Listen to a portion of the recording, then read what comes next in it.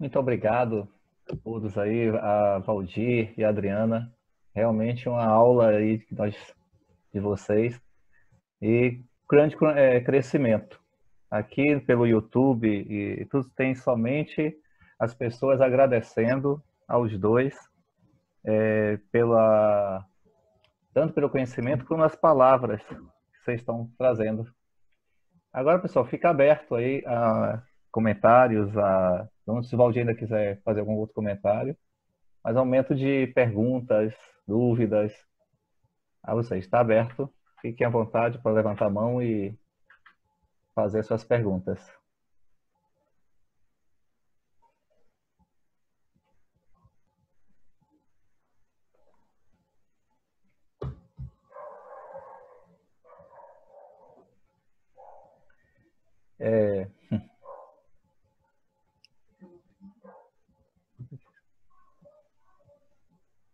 Valdir,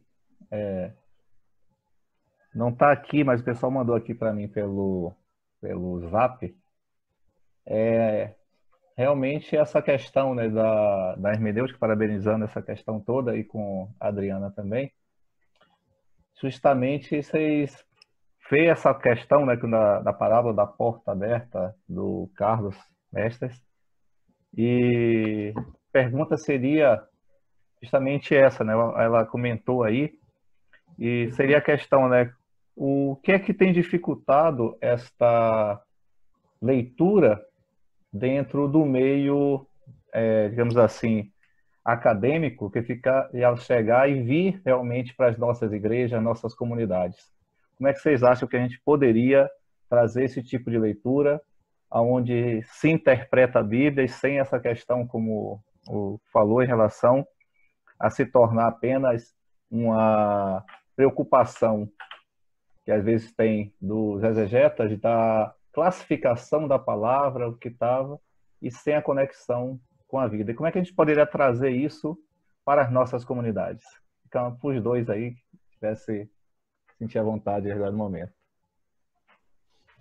É interessante a gente reafirmar que o método da leitura popular da Bíblia, em absoluto, exclui a investigação científica do texto, a exegese científica. A grande contribuição e a diferença é exatamente aquela proposta do Carlos Mestres, né? Ela é exatamente aquela a contribuição, a fusão e é o caminhar de mãos dadas. E qual é a parte da exegese? É a pesquisa, é o aprofundamento, é a percepção na língua original, o sentido que o autor quis dar, o conhecimento do contexto em que o texto foi produzido, tudo isso. E do lado da leitura popular da Bíblia, a sintonia fina com a realidade. Ou seja, não perder de vista que aquele texto, aquela pesquisa maravilhosa só vai ter sentido se repercutir na vida das pessoas e considerando o ambiente em que ele está vivendo. Aí, considerando as questões políticas, as questões sociais, as questões econômicas. Ou seja, não achar que uma pesquisa de gabinete, de biblioteca, ela chega ao povo se essa pesquisa não tiver sintonia com as necessidades, né? Com as carências, com as demandas das pessoas, com as demandas da comunidade. Pronto, eu vou parar por aqui, depois eu comento mais. Não sei se a Adriana quer... Sim. Eu penso que quando a gente pergunta assim, como fazer isso chegar nas nossas comunidades,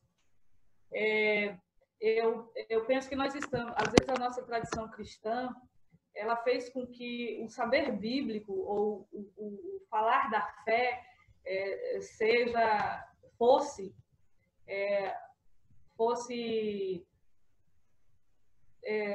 uma concessão de alguns. Eu penso que a gente precisa pensar, quando a gente pensa na metodologia popular da Bíblia, qual era a grande preocupação de Carlos Mestre, Agostinho, Jeter Ramalho, das pessoas que estavam ali no primeiro momento pensando.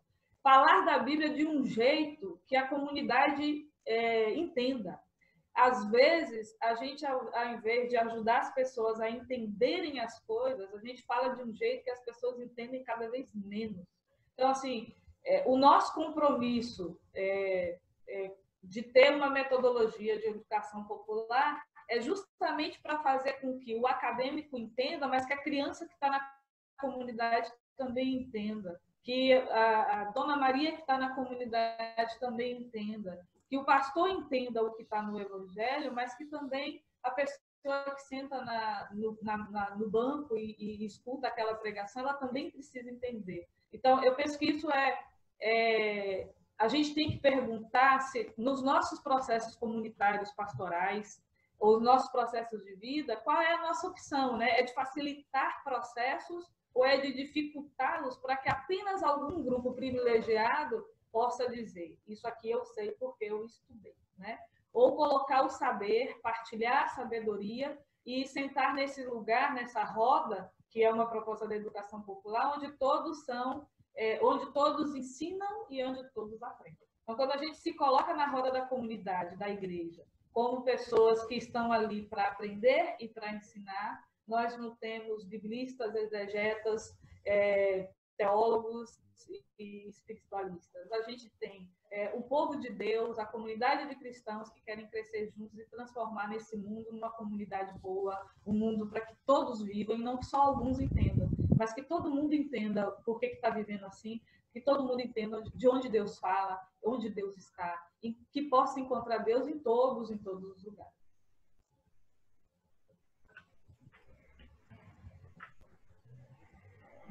Muito obrigado. Aí realmente muita explicação. A Roseli colocou aqui no chat, assim, ela escreveu: fiquei me perguntando qual a filosofia por trás desse método, ponto, já que ele em si parece uma filosofia. E aí seria um comentário para vocês.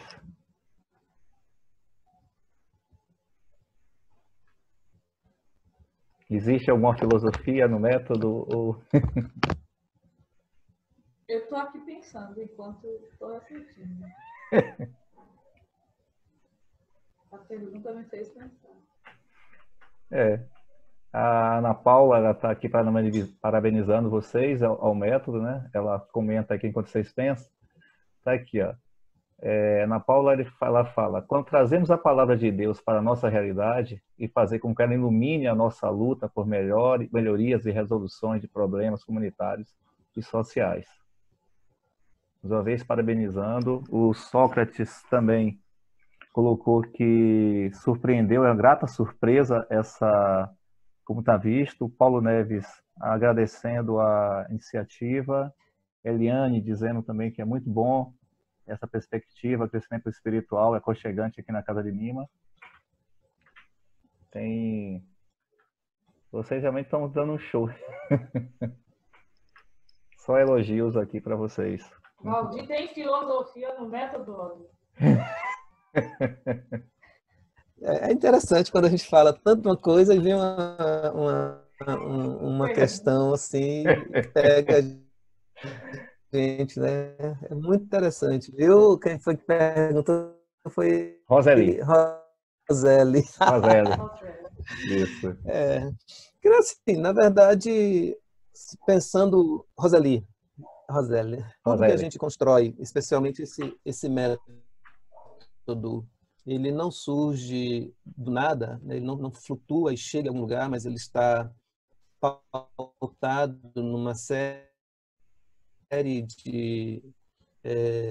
como o resgate histórico que eu fiz, né? Uma série de decisões anteriores, tomou emprestado ali da ação católica, tomou emprestado dos concílios, das comunidades eclesiais de base. Você teve aí a contribuição dos protestantes, desde a sua origem, como o Jeter Ramalho, que era um pastor metodista. Então, você tem uma fusão de ideias, uma comunhão de conhecimentos que vão forjando este método. né? Se a gente chama isso da filosofia, né? O suporte teórico que deu a ele, talvez sim, a gente chama nesse sentido, mas assim, uma filosofia pensada naquelas que já existem, de fato a gente não são, mas é o conjunto de conhecimento, né, aquilo que a gente falou do fundamento epistemológico, né, proposto pelo Gameleira, que é exatamente a elaboração desse conhecimento. Então seria mais ou menos isso, Roseli. Tem uma filosofia porque tem um lastro teórico, tem um lastro histórico trabalhado nesse processo que forjou e chegou até nós nesses termos. Gostaria de saber, assim, a respeito de onde vocês se unem. Existe algum tipo de orientação para que a gente aprenda esse método, para aplicar na nossa comunidade? Como que funciona essas reuniões de vocês? São semanais, semestrais, anuais, mensais, quinzenais? O que a gente faz para poder participar? Eu queria entender um pouco da estrutura do CEBI. Enfim. Então, o CEBI, para quem não traduzindo, né, para quem não sabe, né, o Centro de Estudos Bíblicos, ele existe há 40 anos. E o CEBI ele se organizou em torno Eu não estou ouvindo. Ah, não está ouvindo? Alô? Não estou ouvindo. Eu estou te ouvindo, Adriana. Eu também estou ouvindo. É porque Mina parece que... É Mima que está com o áudio dela. Isso. Não ouvi nada. Então, o CEBI, ele se organizou em torno da metodologia e, vamos dizer assim, da divulgação, da experimentação do método, né, de leitura popular da Bíblia. Então, a gente está organizado em todo o Brasil, em todos os estados, alguns estados com mais pompa e circunstância e outros estados de forma mais modesta, mas nós temos pessoas do CEBI do Brasil inteiro. Aqui no Nordeste, e aí cada estado tem sua autonomia de organização e sua forma de se organizar. Aqui na Bahia, nós temos uma equipe de coordenação, está a Bahia assistindo Edson, Márcio, que é de Feira de Santana, Lô Márcio, que são pessoas que compõem essa coordenação do CEBI, que de quando em quando, de 3 em 3 anos, é mudada, então pessoas tentam organizar e animar essa caminhada.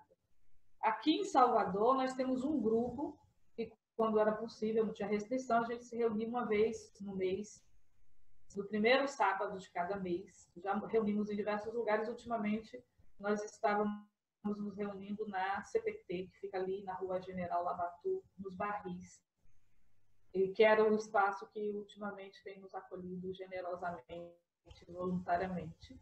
E a gente reúne pessoas de diferentes comunidades, né, cristãs. Quem chega, a gente acolhe.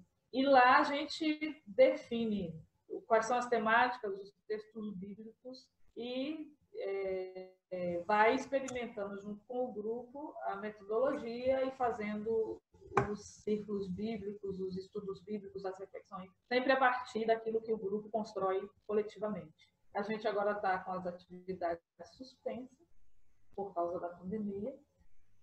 A nível estadual, como a Bahia é grande, a gente normalmente realiza 2 seminários no ano. Os seminários também são definidos a temática a partir dos participantes do CEBI, sempre olhando um pouco o contexto sociopolítico, né, que a gente está vivendo, econômico, cultural, e aí a gente define essas temáticas então é um seminário onde a gente vai refletir o tema e ver quais são as iluminações bíblicas que nos ajudam a refletir o tema. Esses seminários, eles são definidos na Assembleia, que acontece uma vez ao ano, e nessa Assembleia a gente define qual é o tema, qual é a temática, quem vai nos ajudar a refletir, e sempre a partir da conjuntura, sempre a partir da realidade que a gente está vivendo. Cada grupo, a gente tem grupos mais organizados na região de Irecê, Feira de Santana, aqui em Salvador, um grupo em Camaçari, um grupo em onde mais, eu não lembro todos os lugares, mas nós temos gente espalhada por aí, pela Bahia. E esses seminários normalmente são animadores de comunidade, lideranças que vêm participar e a gente faz essa troca de reflexão, de conhecimento, de construção. E a nível nacional, o CEBI tem uma direção nacional, a sede do CEBI nacional fica em São Leopoldo, no Rio Grande do Sul. Lá também a gente tem a livraria do CEBI. Então, o CEBI, ao longo desses 40 anos de caminhada, muita gente elaborou muito estudo e documento. Então, o CEBI faz publicações e vende também essas publicações. É uma forma de manutenção da dinâmica dos grupos do CEBI no Brasil. Então, a gente tem muito livro escrito, livros tanto para uso nas comunidades, com explicações introdutórias da Bíblia, de forma simples e para comunidades, e quanto livros mais aprofundados, com temáticas ou estudos bíblicos um pouco mais densos e que pode ajudar a quem está na comunidade, precisa se preparar, ou estuda teologia, ou estuda alguma coisa na área bíblica. Então, o CEBI tem essas divulgações, e tem a livraria online, e os grupos do CEBI também divulgam esse material. E o CEBI tem uma revista, Por Trás da Palavra, que conta como é que essa caminhada do CEBI se dá no Brasil, que aceita assinantes, né? E já que eu estou fazendo merchandising, o site do CEBI é www.cebi.org.br. Lá vocês podem ter mais informações sobre onde o CEBI está e como está.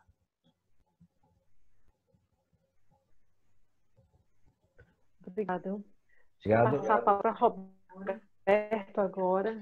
Meu próximo. Quer perguntar.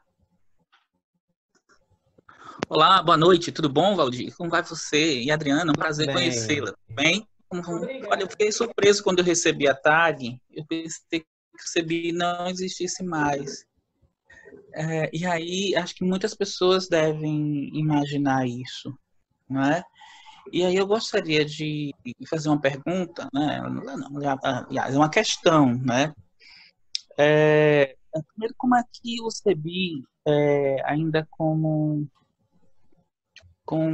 essa prática de leitura popular da Bíblia, uma leitura que se aproxima, como tem percebido esses últimos movimentos que surgem nas igrejas de periferia, nas próprias comunidades, não exclusivamente no âmbito dos protestantes ou neopentecostais, mas também no segmento católico, em que uma certa linguagem incorporada aos textos de slogans da fé, que eu chamo assim, muito vinculado ao reforço de marketing, em que o Cristo é apresentado muito como aquele que vai solucionar vários problemas, ou mesmo sendo evocado para o que nós estamos chamando agora recentemente do cristofascismo, né? Identificações, né, em que a mensagem e a essência do evangelho, né, que seria de revigorar ou de ser elemento transformador desse homem, na verdade é uma mensagem que recria a argumentação bíblica. E aí eu gostaria de colocar essa questão, porque parece que nesse Brasil cristianizado, nós estamos com vários problemas, né, de natureza de interpretação bíblica, né? E vocês propõem, na verdade, um método de leitura, né, ao que parece, né, que é muito bem sistematizado, em que faz desse sujeito um sujeito pensante daquilo que lê, né? E como é que vocês, vamos colocar uma instituição, um movimento com 40 anos de trabalho, que desafios estão sendo apresentados, principalmente por um tipo de evangelho de marketing, né?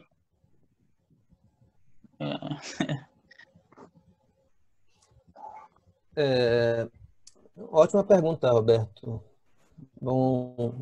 Obrigado por tê-la feito, porque o CEBI, ele tem, primeiro, assim, ele não é, como eu falei, ele não é uma unanimidade, ele não é um movimento católico, ainda que hegemonicamente católico. Isso é muito importante. Então, o CEBI é ecumênico, tem, portanto, espaço para todas as pessoas. Então, por muitos anos, eu fui o único protestante nos grupos, né? E hoje já se encontra mais em outros lugares, tem mais ainda. Principalmente no Sul, os protestantes em alguns momentos, são até a maioria. Mas, assim, o CEBI ele se mantém constantemente fazendo a atualização da realidade. A gente, conforme a própria metodologia proposta, é uma leitura constante da realidade, então ele não se furta de se posicionar diante de todo o cenário político, cenário religioso. O CEBI tem como prática realizar seminários nacionais quando ele adota temas para aprofundamento. Há alguns anos tivemos uma questão assim com a relação da Bíblia com os povos originários, foi muito importante. A gente visitou um pouco sobre a construção do monoteísmo, foi assim, extremamente importante, no sentido de que o CEBI ele é o responsável muito por popularizar a leitura da Bíblia no mundo católico, e ao perceber que essa leitura ela vai sendo, digamos assim, vai sofrendo distorções, então o CEBI ele sempre está atento e fazendo propostas. Mas é aquela coisa, a proposta e as recomendações, as leituras que o CEBI faz, ele faz como provocação, ele faz como reação, mas ele não é da estrutura católica, ele também não é da estrutura do protestantismo, ele não tem uma estrutura religiosa que o abriga, mas ele se sente assim no direito, na responsabilidade, no dever de pontuar essas questões. E não é diferente, não está sendo diferente com o atual momento do Brasil que nós estamos vivendo. Lembro que o Rafael, que é o coordenador nacional, fez um vídeo muito forte com relação ao atual momento, e a gente está constantemente fazendo e reagindo a esse momento. Não sei se a Adriana quer completar. Eu só acrescentaria o aspecto que o Roberto falou no início, né, que a pessoa que o CEBI tinha morrido. O CEBI aqui no Norte e no Nordeste, porque isso diferencia um pouco no Sul e no Sudeste, o Centro-Oeste é um pouco mais híbrido. Aqui no Norte e no Nordeste, o CEBI é feito muito de forma voluntária, espontânea, e sem tanta estrutura, às vezes no Rio Grande do Sul, em Santa Catarina. O CEBI tem estruturas maiores até de pessoas liberadas, né, para fazer essa animação bíblica e esse estudo e participar do movimento mesmo. No Norte e Nordeste, isso se dá de forma mais espontânea. Então, a gente tem momentos de respiro muito grande, onde muita gente chega, e depois um momento de arrefecimento, e isso acontece em diferentes momentos históricos por diferentes razões, porque as pessoas têm outros compromissos, outras prioridades. Então, mas a caminhada do CEBI no Brasil, ela existe, continua, e de forma mais estrutural, por exemplo, do ponto de vista da reflexão, daquilo que é, já que a gente se propõe, o nosso lugar de fala é o lugar a partir da Bíblia e da realidade, o CEBI também promove, por exemplo, lá no Rio Grande do Sul, mas é aberto para qualquer pessoa do Brasil, um curso de especialização bíblica, que é o da Barra. Então, assim, essas temáticas, por exemplo, hoje, essa tendência de um Deus que tem que se colocado muito assim violento, e todo esse discurso, né, agressivo e violento, às vezes feito ou justificado, né, a partir da Bíblia, sobretudo em relação à questão, as questões sociais, a questão da mulher, né, a Bíblia que justifica algumas posturas fundamentalistas e discriminatórias, né, e violentas, né? Isso ultimamente é uma preocupação que está muito presente no movimento ecumênico como um todo, né? Como o compromisso de cristãos que acreditam e têm sua fé e acham que essa fé é construída com as diferenças e com o respeito, né, a essas diferenças, aos diferentes, e a partir de uma leitura bíblica que seja mais inclusiva e uma leitura bíblica que respeite o texto no seu contexto e daí crie pessoas íntegras, íntegras no sentido de pessoas inteiras, para que elas possam refletir sobre a realidade que a gente está vivendo, né? E não serem manipuladas a partir do nome de Deus e a partir do uso da Bíblia, né? Então, esses são a gente sabe que os elementos ideológicos, né, aquilo que está vinculado em torno de uma divindade ou do nome de Deus é muito difícil de ser contestado, e a gente sabe que a gente tem construído narrativas perigosas, violentas, agressivas, discriminatórias, né, em nome de Deus e muitas vezes fundamentado na Bíblia. Então, essa é uma preocupação que está muito presente, não é uma conjuntura fácil, sobretudo para nós do CEBI, que trabalhamos de forma voluntária, na hora extra, nas madrugadas, né? Mas, assim, a gente... e que a gente tem uma proposta dos grupos de base, né? Das comunidades, nas periferias. Então, assim, esse tem sido um desafio muito grande, mas muito presente também na nossa consciência do nosso papel enquanto uma leitura bíblica que fomente, que forme, que ajude as pessoas a pensar na realidade, a enxergar a presença de Deus na vida da gente, e que, sobretudo, construa pontes, né? Construa caminhos e não crie divisões, e não divide o mundo entre o mundo dos bons e dos maus, o mundo dos cristãos e dos não cristãos, o mundo de quem vai para o céu e de quem vai para o inferno, né? Então, assim, isso não é uma conjuntura fácil, não é para ninguém.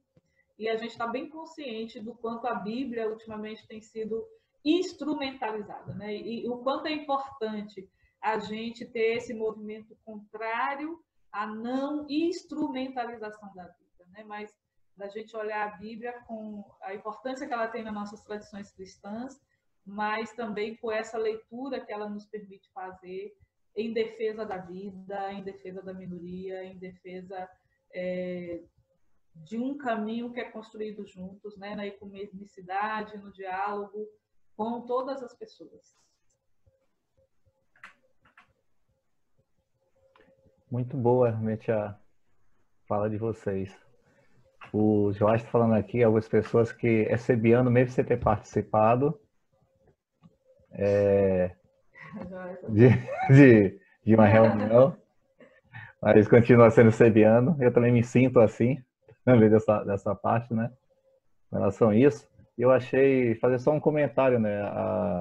E não sei se também vocês querem comentar, e muito nessa pergunta e nessa linha, o interessante é que o método não exclui, que vocês falaram no início, né? O conhecimento, a busca pelo conhecimento. Apenas ele não ficar apenas um texto isolado, um texto lá de 2000, 3000, sendo somente lá, e não trazer para a gente. E só fazer um comentário, né? Se vocês puderem fazer, se já houve alguma confusão com o método, apesar de o nome falar leitura popular da Bíblia, da pessoa achar que é assim. Ela não faz nenhum método, é só se vocês pudessem comentar. A pessoa abre e diz assim para si mesma: o Espírito Santo me iluminou e a partir de agora eu estou fazendo a leitura. Aí faça essa separação. É isso mesmo do método, ou a gente precisa também estudar, ter orientação, não negando a orientação do Espírito Santo, mas também a questão, apenas coloco nesse sentido, porque muitas vezes eu tenho ouvido pessoas comentando e falando assim: não, eu sei disso porque o Espírito Santo me revelou. E passa, mas sem o conhecimento também. Se você pudesse fazer um comentário em relação a isso. Isso que você coloca é muito, muito comum no ambiente protestante, né? No meio evangélico. até pela crença, e nós cremos na iluminação do Espírito Santo, na revelação do Espírito Santo, que o Espírito Santo fala através das Escrituras, e no SEBI isso é essencial, é um ponto que a gente prima, né? Chamada o início das nossas reuniões começam sempre com orações e a busca da iluminação do Espírito. Então isso é importante. Mas outra coisa é você às vezes fazer o uso ideologizado, isso como a Adriana falava. Às vezes você faz um uso, você instrumentaliza a Bíblia para aquilo que você quer, né? Muito mais para cumprir um desejo do que necessariamente como um processo de reflexão.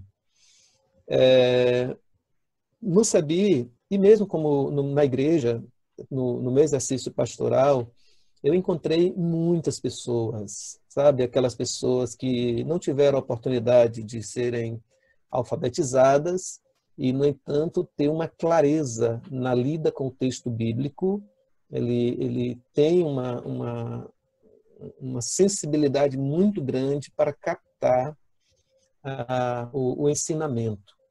E a gente vê isso nas pessoas, vê isso nos encontros do SEBI, às vezes pessoas que nem têm uma tradição forte religiosa, mas têm uma sensibilidade muito grande. E talvez o grande ensinamento que a gente traz é a capacidade de ouvir e valorizar a fala dessas pessoas.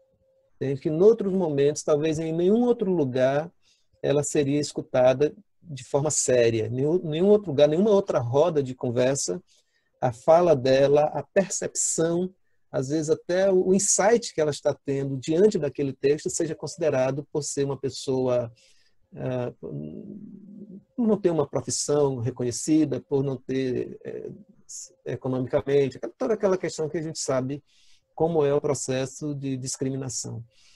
Então, tem muito isso aí, e o cuidado é muito para a gente não instrumentalizar a Bíblia no sentido de fazer da Bíblia como um cumprimento do desejo. Eu quero muito aquilo e acho que aquela caixinha de promessa, né, que muita gente tem, aquele sorteio que se faz ali no dia e faz aquilo assim, sem refletir.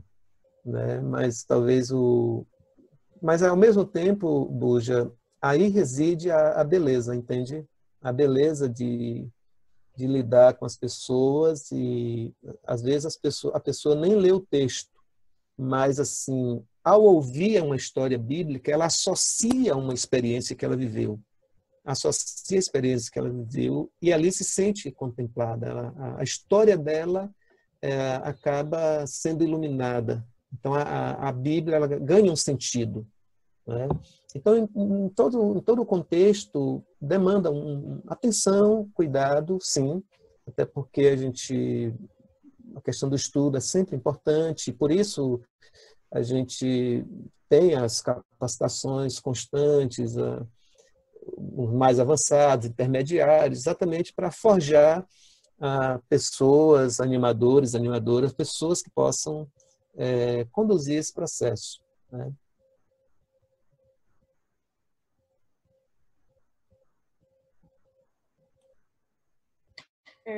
Eu só acrescentaria, só para terminar assim, esse uso, eu acho que a gente tem, a gente sempre fala no método, quando a gente fala no método e conversa com as comunidades, que o que a gente pensar o texto bíblico, o que nos aproxima do texto bíblico, quer seja na minha experiência pessoal em casa, da leitura antes da Bíblia, quer seja na minha dimensão de fé da igreja ou da comunidade, quando eu abro o texto bíblico, eu acredito que Deus vai me falar alguma coisa, não cabe a nós esse lugar de julgamento de que Deus vai falar ou não, né? Então a gente tem uma dimensão de fé e de revelação que faz parte da tradição cristã, que ela é importante ser considerada e esse alimento da presença do Espírito, né? Que nos conduz, que conduz a igreja, que conduz cada cristão, cada crente. Eu acho que isso é um elemento que a gente tem que ter presente, né? Mas isso não nos impede também da gente ter uma consciência de que existe um processo, e eu sempre acreditei muito nisso, né, que para além do nosso processo individual, de experiência de Deus, esse processo se dá também numa comunidade de fé. E esse elemento comunitário, comunitário é o que que para nós salvaguarda esse elemento, esse processo, que não é um processo meu individual, que é meu também, mas que é comunitário. Quer dizer, esse processo que é ao mesmo tempo individual, ele tem que ser comunitário. E um outro elemento que eu acho que é sem erro, do ponto de vista da revelação, da presença de Deus na palavra, que a gente acredita enquanto cristão, o elemento que aproxima a gente do texto bíblico e que aproxima o texto bíblico de nós é a vida, é a defesa da vida. Quer dizer, a gente tem isso como um elemento fundante para se aproximar da vida, da história, do sangue, do suor, das pessoas que fizeram a caminhada da salvação na Bíblia, mas também essa defesa da vida, esse respeito pela vida, também é o elemento fundante que deve nos fazer aproximar das pessoas, das vidas que a gente encontra no caminho hoje. Eu acho que quando a gente não se distancia desse elemento fundante, que é a defesa da vida, que é uma linha condutora de todo o projeto de Deus na Bíblia e que permanece nas nossas igrejas hoje, na nossa história, a gente tem uma chance menor de errar, de equivocar e de instrumentalizar, de manipular a palavra de Deus. Né? Às vezes a gente quer que a palavra fale exatamente aquilo que a gente quer. Então, assim, a gente ter consciência de que esse é um perigo que todos nós corremos, mas que a gente tem que estabelecer critério. Eu acho que o critério de defesa da vida, de garantia da vida, é um critério que pode ser, que é essencial, é verdadeiro e pode garantir essa nossa fidelidade, né, ao Deus da vida que está presente na nossa história, que esteve presente na história da formação do povo de Deus e que caminha conosco, independente do tempo, né, da realidade, do contexto que a gente vive. Muito obrigado. Parabéns aqui. As pessoas estão continuando aqui agradecendo a você, Adriana, Valdir, dando muita graça, Sueli, Sócrates, Laura, Paulo, todos agradecendo. Eu também agradeço muito aqui a vocês. Estamos também já chegando aqui a um tempo, né? Não estou vendo outras perguntas. E deixaria para vocês aí algumas considerações finais, se quisessem fazer. Que aí à vontade.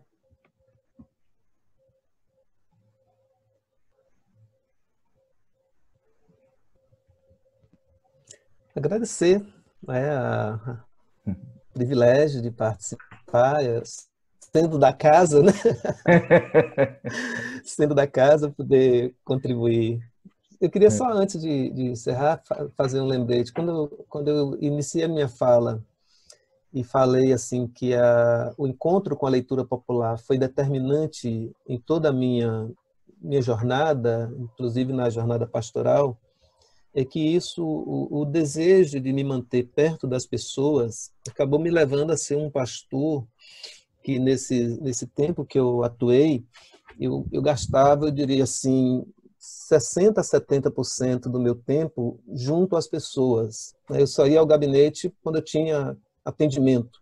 Caso contrário, eu estava nos domicílios, eu estava acompanhando as pessoas e tal, exatamente por entender que o meu discurso não deveria, não poderia estar distante da realidade das pessoas com quem eu convivia, com quem eu tinha alguma responsabilidade na lida. Então, eu diria que, nesse sentido, a leitura popular da Bíblia me forjou também como pastor.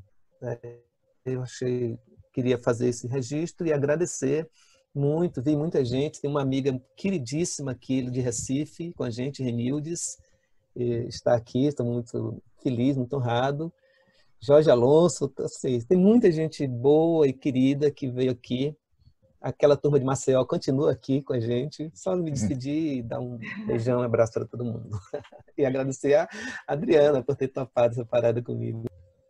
É só para falar que tem muitas pessoas que hoje estão aqui ou também estão no YouTube, né? Tem algumas que saíram daqui e foram para o YouTube também. Que bom. Eu agradecer imensamente a oportunidade. Valdir, a gente tem muito tempo no CD, a gente fala assim que a metodologia popular da Bíblia não é um jeito de ler a Bíblia, é um jeito de ser, né? É o que pauta as nossas opções, os lugares onde nós estamos, é o que pauta o que a gente faz no dia a dia, a forma como a gente vive, aquilo que a gente é. Então, a leitura popular da Bíblia, na minha história, porque eu comecei aos 17 anos, ela forjou eu ser quem eu sou, a fazer uma leitura da vida, da política, econômica, social, a fazer opções de lugares sociais onde eu estou ou onde eu não estou, né? Então, assim, para além de ser um jeito apenas de ler a Bíblia, é uma metodologia que nos ajuda a definir também a forma da gente vivenciar concretamente a nossa fé. E vivenciar e revelar essa presença de Deus que caminha com a gente na história, onde a gente está, onde a gente está. Então, nesse caminho de metodologia popular da Bíblia, eu encontrei muita gente boa e fico muito feliz de ter encontrado hoje cada um de vocês, ainda que de forma virtual, né? E, para mim, falar da metodologia é falar daquilo que eu sou, daquilo que eu vivo, dos lugares que eu vivo e de como esse texto, né, que a gente recebeu, ajuda a gente a se aproximar de tantas pessoas, né, comprometidas com a vida, com a defesa da justiça, da solidariedade, com a vivência do amor, comprometidas em construir um mundo melhor para todos e não só para alguns, né? Comprometida em vivenciar e testemunhar a sua fé de forma concreta e não apenas abstrata, né? Mas de revelar na sua vida, no seu jeito de ser, naquilo que faz, no seu compromisso e na relação, né? O reino de Deus é um reino de relações verdadeiras. Então, nas relações que estabelece, demonstrar essa presença do Deus que caminha com a gente, que caminhou ontem na história do povo de Israel, na história bíblica, que caminha hoje com a gente e que caminhará com quem virá depois de nós, né? E a nossa responsabilidade em deixar esse legado, né, da presença de Deus na vida das pessoas, da divindade, independente de qual nome que ela tenha, ou independente de qual credo a gente tenha, né? Mas desse compromisso de sermos pessoas melhores, para transformar o mundo em um mundo melhor para todo mundo, né? Para que todo mundo tenha lugar e possa viver e viver bem e ser feliz. Então, agradeço imensamente de coração, agradeço a Valdir pelo convite, a vocês pela escuta atenta e cuidadosa, amorosa, minha ternura, minha gratidão a vocês.